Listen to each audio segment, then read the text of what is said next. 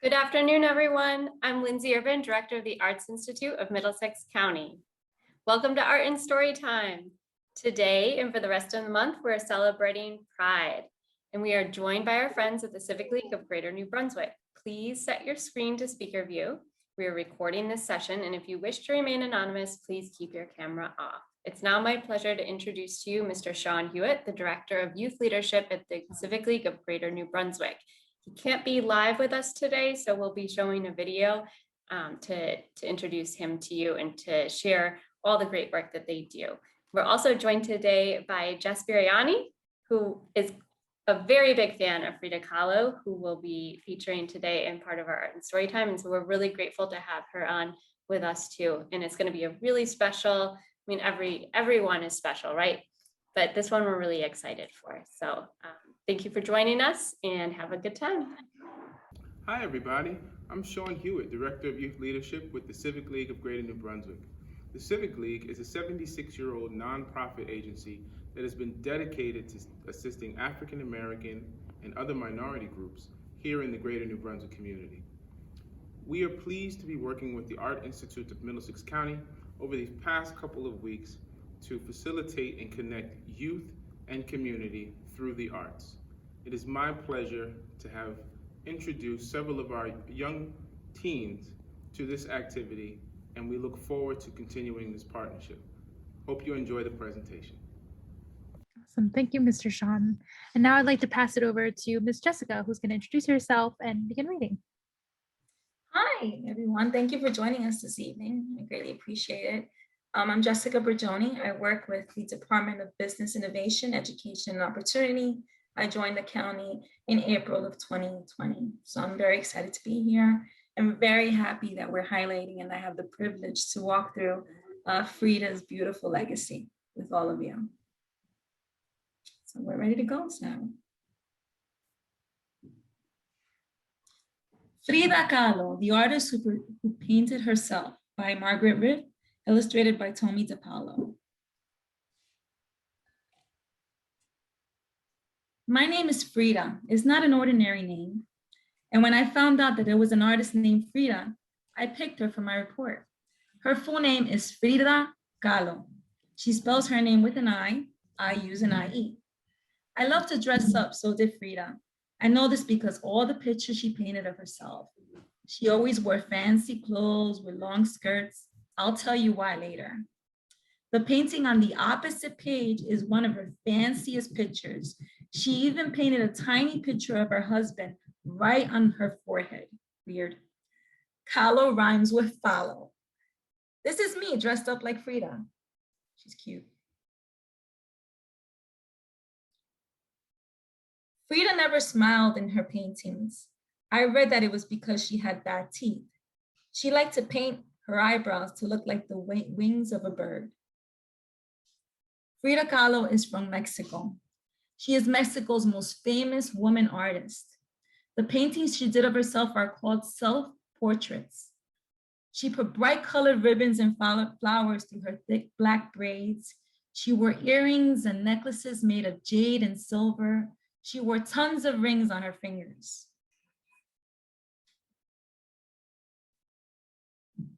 This is Frida's family tree. Frida was born in Mexico on July 6, 1907. Her mother was from Mexico. Her father came from Germany. He was a photographer. She had 3 sisters, but she was her father's favorite. He said, "She's most like me." I think that when Frida grew up, she looked a lot like her grandma on her father's side. She's at the top right of the picture. The family lived in a small town near Mexico City. They called their house the Casa Azul. That's Spanish for blue house. Frida painted herself as a little girl standing in the courtyard of the blue house.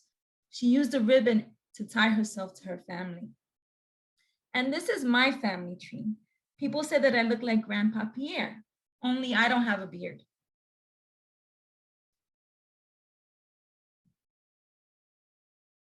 When Frida was sick, she got very sick.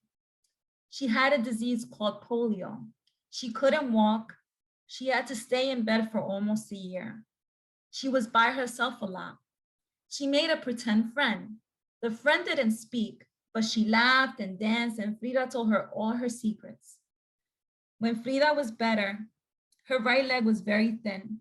Her father made her ride a bicycle and swim, but her leg was still thin.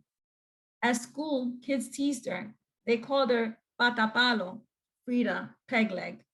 Frida wore long skirts to hide her legs. Frida went to another school where she was 15. She met new friends. They called themselves the Caps for the red caps they wore. They liked Frida because she was funny and she did crazy things. Once a famous painter was at the school working on a big picture that he was painting on a wall. This kind of painting is called a mural. He was a big man. Frida rubbed soap on the steps where he walked every day. She hoped he would slip and fall out like a clown, but he didn't. His name was Diego Rivera.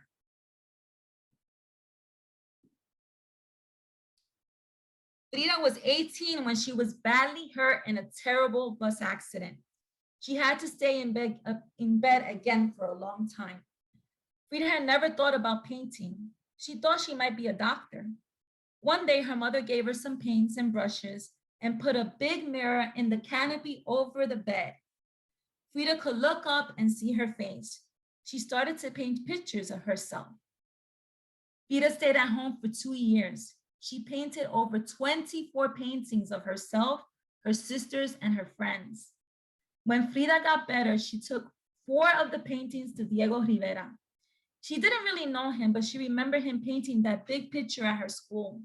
She found him, and there he was still painting big pictures on the walls. Frida called up to him, Diego, come down. And he did. I think she was so brave to do that.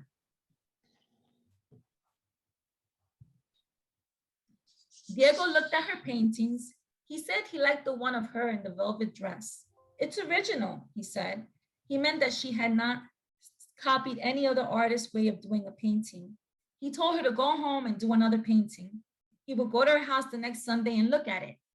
He did, and 2 years after that, Frida and Diego got married. I wonder if he ever knew that she was the girl who soaped the steps. Frida's father called them the elephant and the dove. Maybe that's why she put a dove in her painting.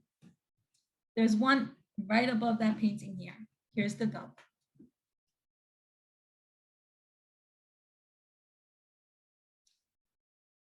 Frida and Diego went to San Francisco. Diego had a job working on murals. Frida met new people and she painted some of them. A man named Dr. Leo Elosel became her doctor and her good friend. Sometimes Frida's paintings look like weird dreams, but Frida said, I never painted my dreams. She said she just painted what she saw.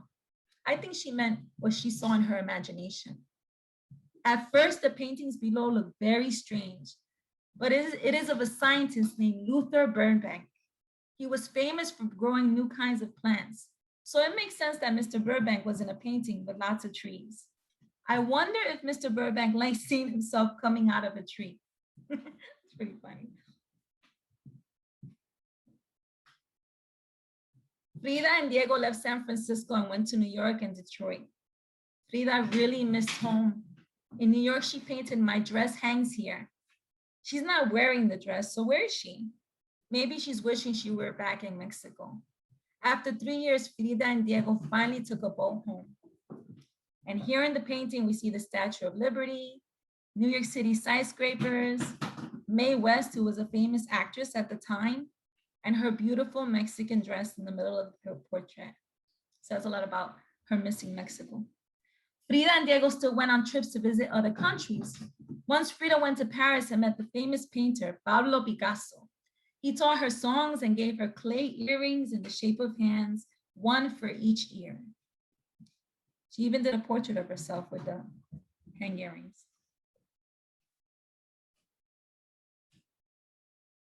This is a picture of Frida's blue house and garden. In 1941, Frida and Diego moved to the blue house where Frida was born. They painted the front of the house a really deep blue that in Spanish is called azul anil. This was supposed to keep out evil spirits. They added green and ran around the doors and windows. I think it's a really pretty house. She grew lots of plants and flowers such as marguerites, mimosas, and jasmines. She kept parrots, songbirds, parakeets, cats, dogs, monkeys, and a little deer called granizo. They were all over the courtyard and in the garden. I wish I could go to Mexico and see the Blue House. It is still there and you can visit it.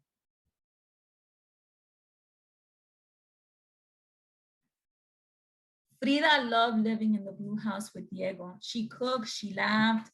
Family and friends came in to eat. They all talked, they argued, they sang until late at night. And Frida painted in the studio that Diego built for her. Frida loved to dress up her dining room table, just like she loved to dress up herself. She put flowers in her hair to match the ones on the table, or she wore a necklace made of flowers from the table. She liked mimosas and marguerites a lot. Frida collected things from all over Mexico. She bought toys and dolls to add to the ones she has as a child. She put them in the Blue House. She especially liked figures made of paper mache. Paper mache is paper that you mix with a wet mixture until it gets mushy. Then you can shape it into whatever you want. And when it dries up, it's hard like a rock. I read that she even had a paper mache skeleton as big as a person hanging next to her bed. Every morning she'd wake up and say, "Hola, mana." That meant, "Hi there, sis."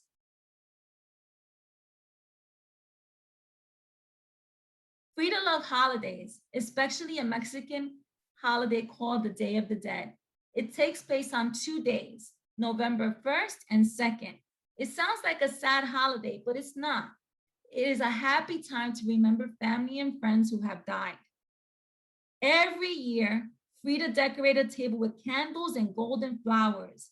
Then she put all of her mother and father's favorite foods on the table, along with little sugar skulls and sugar animals, lambs, chickens, and ducks. There were also small dancing skeletons made out of paper mache. It sounds as if Frida was always having a good time, but she wasn't. Ever since the bus accident, she was in pain. She had 32 operations and she had to wear a brace or corset for most of her life. That's probably why she kept on wearing those long skirts. Frida was grateful to her doctors for taking care of her. Once she wrote in her diary, "Dr. Faris saved me. He brought me the joy of living." Here's a picture she painted of herself sitting in her wheelchair painting her doctor. Frida made a wooden palette that looked like a real heart. Frida kept an interesting diary. She drew all over the pages. Some of her drawings are so strange, I can't even tell you when they are. And she didn't write in like most people do. She used color pencils, pens, and watercolors. And the colors she used matched what she was writing about: red, yellow, green, and brown, writing all over the pages along with her sketches. This is a page from my diary, the way Frida must have written it. "Dear diary, we went to the zoo today on a class trip. I saw lots of animals, just like the ones Frida had in her garden. Spider monkeys, a fawn, that's a little deer. Parrots, Frida's parrots probably spoke Spanish. Sometimes Frida put her animals in her paintings. I'm gonna put my cat in my next painting."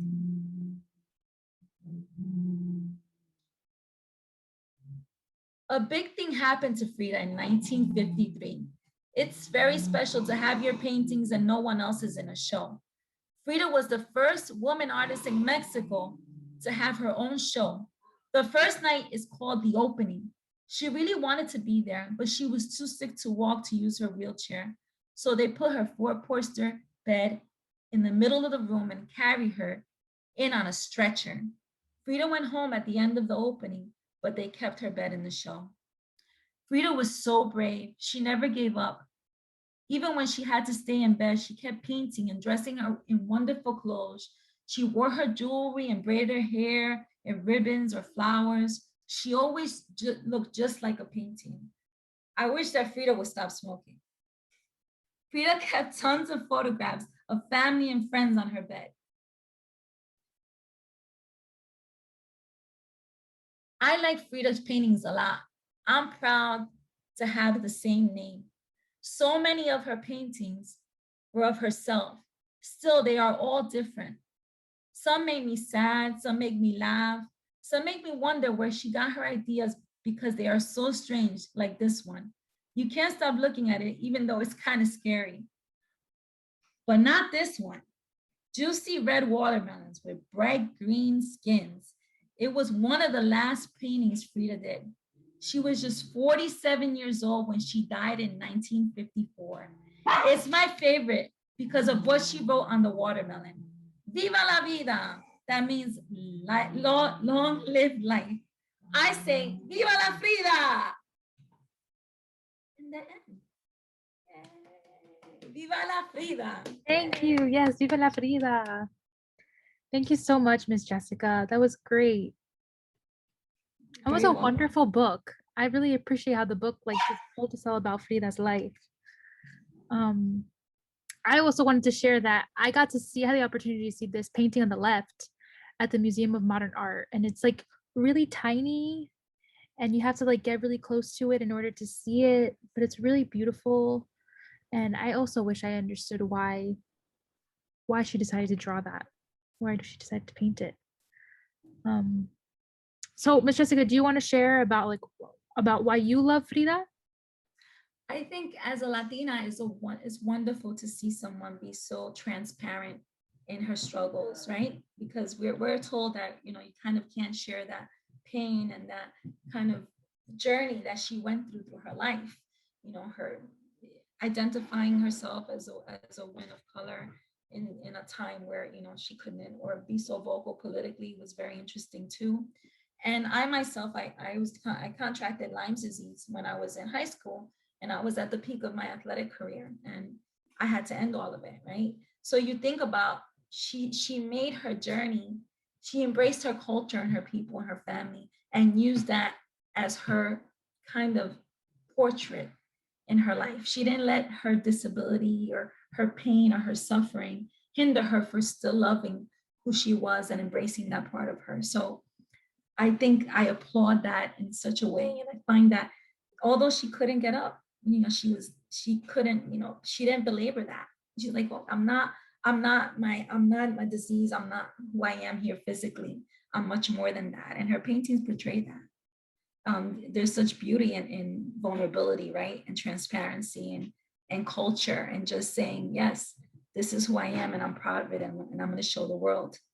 And I'm so happy that we've discovered her and we're able to, relive that with her day by day, through her and other artists that, have the pleasure to, follow her legacy.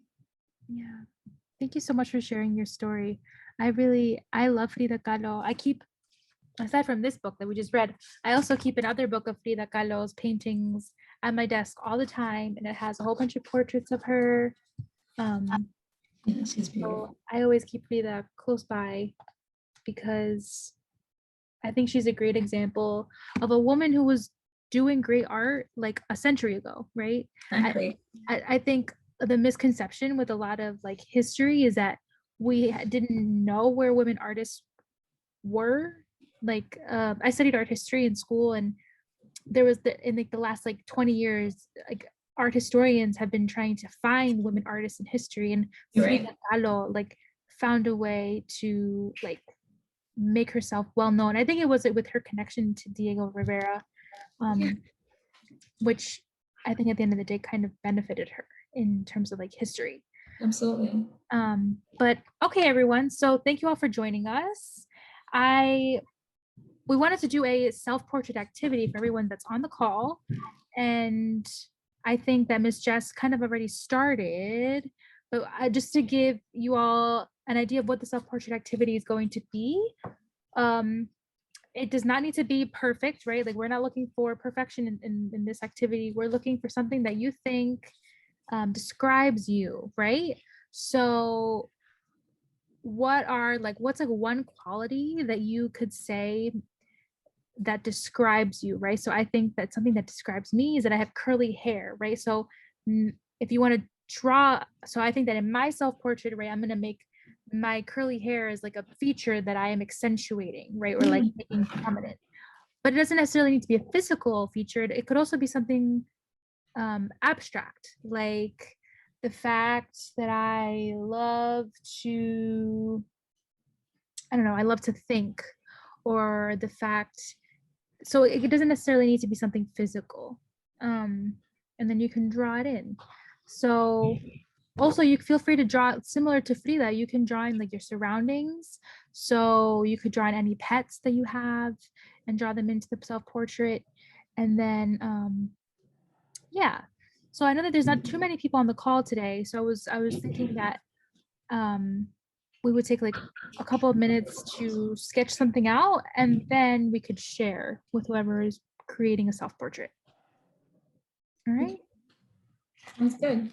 great. So I'm gonna play some music, and then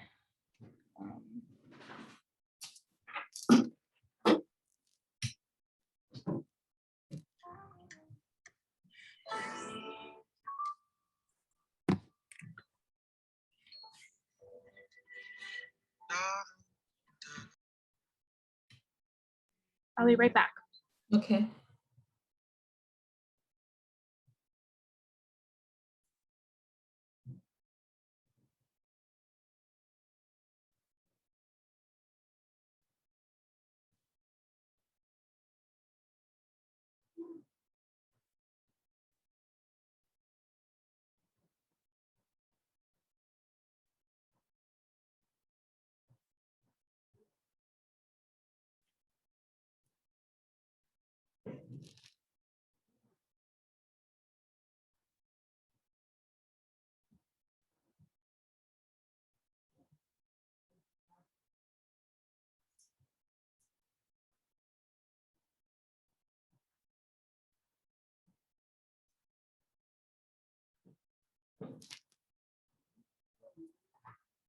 Okay.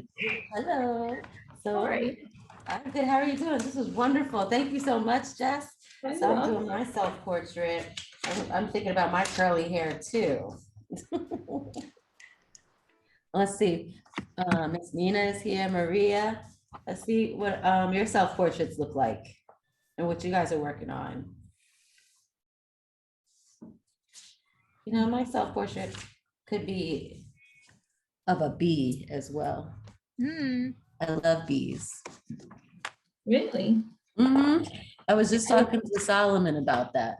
I love bees because they're known to do the impossible. They really are. And like honey is yummy. Yeah, I saw the best picture of a bee today. The bee was tired, so she just laid inside the flower. And they show all her little behind full of pollen, all pollen. Oh. It was the cutest thing.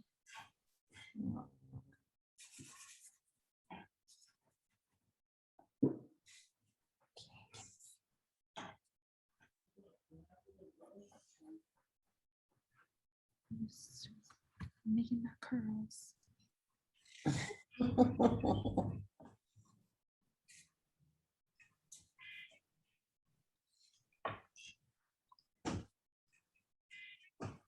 Thanks so much, Jessica, again for just being a part of this. You're welcome. Anytime.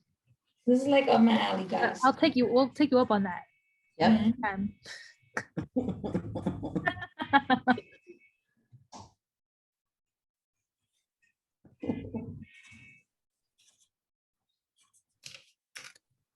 All right. What are we looking like? Almost. Uh-uh. My bee looks like an angel instead of a bee. Trying to like not destroy this watercolor set either. Do you need napkins or anything? No, I'm okay. Okay. Quick.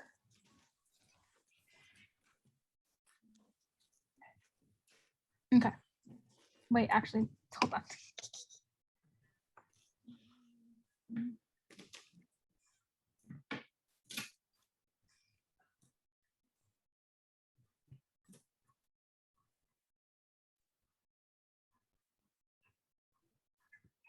What are you working on, Jess? What's yours look like?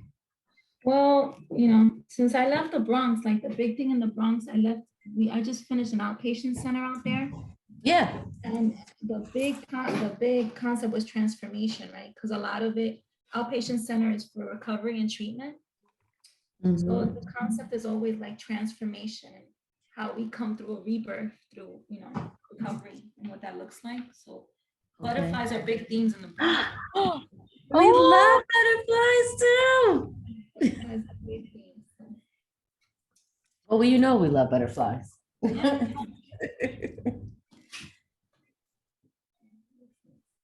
Okay, I'm gonna Okay. share mine first. So this is my picture. Ooh.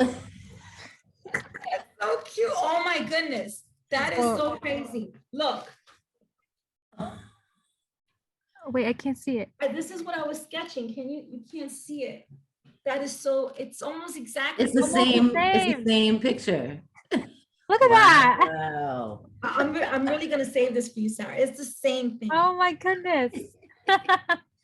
Yeah, because I don't know, I said my curly hair. And then also I love flowers. Like one of my favorite things to draw is flowers. And like I said, I got my own apartment and I really enjoy like buying flowers for myself and like just like getting a vase. Like that's one of like the things I like to reset is when I get like flowers from the produce market, and when I know that they're dying, it's time to like go to the store again, or I don't know. So I just really love flowers. And then this is a necklace. This is supposed to be the necklace that I'm wearing today, and it's from Mexico. So I figured it'd be like a good tie-in to Frida. And yeah, It's great. it's yeah. Who wants to go next? Oh, so. Maria, do you want to share? I said a bee. But it Oh, looks like an angel, like the actually, looks, wing. it's like your face though. Yes. So cute. My eyes exactly like my eyes. Your smile. That's great. They always like open your eyes. I'm like, they are open. They are open. Yes. No, I think that you're like smiling with like your heart. McDonald's eyes. But you always look like that, Tracy, like you're smiling with your soul. I admire that about you. Oh, You're always smiling with your soul. Hmm? I am smiling with my soul. I love that. This is my butterfly. Oh, Oh, I love it. butterfly. That's beautiful. She's emerging. Love it. I love it. I love that you are you using watercolors? Yeah. I love that you're using watercolors. Me too. Used- They're my favorite. Yeah. It just gives a little difference to the drawing. Yeah. This was fun. Yes. Thank you so much for joining us. You're welcome. I'm going to pull up the story for next week Okay. so that Maria can see it. Next week is the last week of Pride Month. I can't believe that it's Sorry. I can't Wow. believe that it's June is almost over. That's crazy. And next week we're also gonna have another special guest.